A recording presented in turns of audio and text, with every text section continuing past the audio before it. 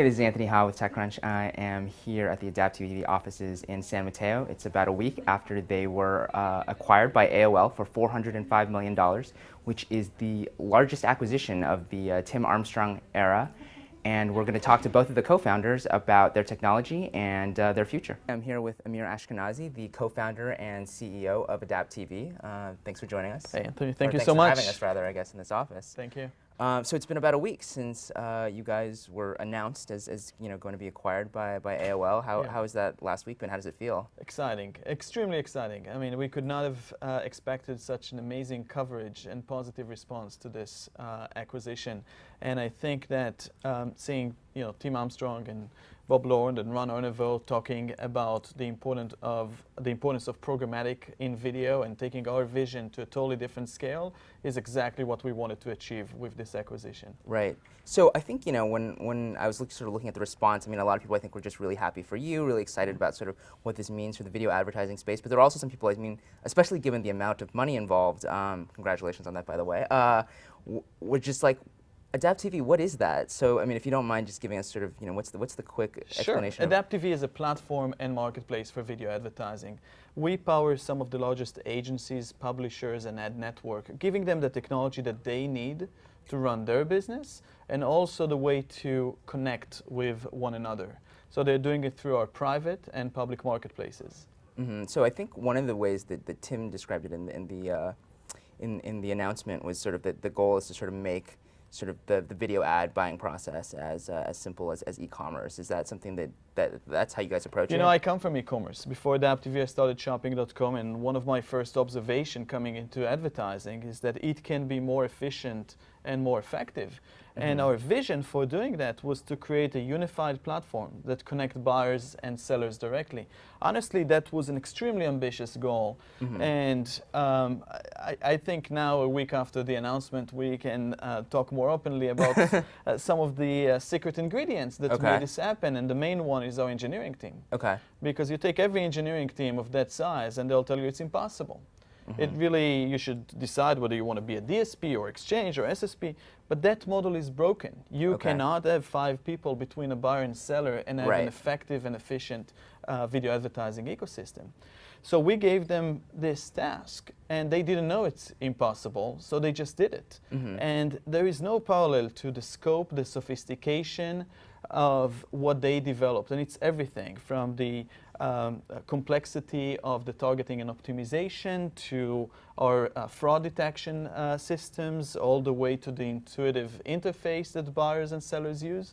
Got a full package in one elegant platform. Mm-hmm. And is that something where you feel like this is something, that it's sort of, what you released initially was kind of pretty far from that, and you kind of had to get closer to that? Or do you feel like that you kind of came out of the gate with like this kind of full package? We put this plan on February of 2008. We actually had the 4 phases of how we are going to create the platform and marketplace for video advertising.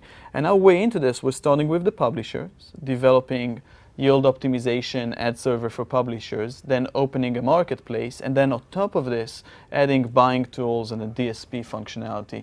So about 2 years ago, we've completed the full stack and continued to develop more functionality and sophistication into it. So what's next on the product side? I can see 10 years of development, and we are hiring engineers as fast as we can. Honestly, we're not lowering the bar. We're keeping the bar very high. Honestly, we're getting many CVs and honestly hiring 1 in 50. Okay, wow, okay. It's not something you hear from too many of the companies around here. Amazing engineers are hard to find, but worth their weight in gold. And what they can do for a product is just amazing. And we solve some really critical and difficult problems here. We're talking about a massive amount of data, and we're talking about intelligent decisions that you need to make in a fraction of a second. So, you guys, for the last few years, have been sort of working on these kind of big problems in the kind of video advertising space. At the same time, it seems like there's sort of been, just the wider sort of picture has also been changing a lot with lots of new companies, lots of new technologies. What do you think has sort of been kind of the most interesting change during that period? The most interesting change is the adoption of tools for the buying and selling of advertising. You know, when we started 6 years ago, people told us, why do you even bother developing this? This is a relationship industry. It's always going to be manual. And, you know, it didn't make sense to me. And I'm very encouraged to see that agencies and trading desks and ad networks and even advertisers directly are adopting now tools for buying and selling of advertising. Mm-hmm. So, I mean, you also talk about this idea of, you know, that there's sort of all these sort of middlemen, and you're trying to sort of create this platform that kind of, reduces some of that complexity. At the same time, it seems like programmatic buying in general, I mean, is you know, increasing some of the complexity involved in the sort of, you know, process. I mean, do you see that as, how do you sort of see that coming, you know, shaking out eventually? Do you think like video advertising 10 years from now is going to be sort of dramatically more complex or less complex? So the technology is really complex, but operating it, being a buyer and a seller is really easy. In fact, I can train you to be a media buyer in 15 minutes. Oh yeah? So if this TechCrunch TV doesn't work for you, I'm going to make you a video media buyer, and you're going to do great because it's honestly not more complex than buying on Amazon. How does it actually work? To learn more about the product and the technology, we spoke to Amir's co-founder and chief product officer.